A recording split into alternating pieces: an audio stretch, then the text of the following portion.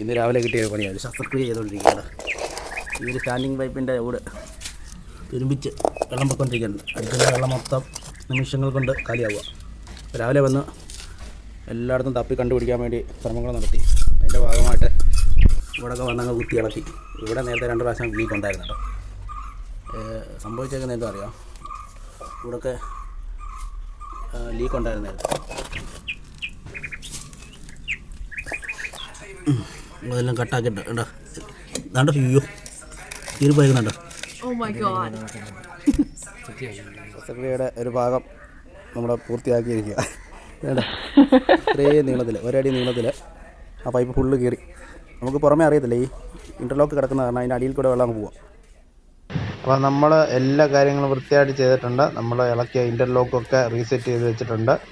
അപ്പോൾ by. Goodbye.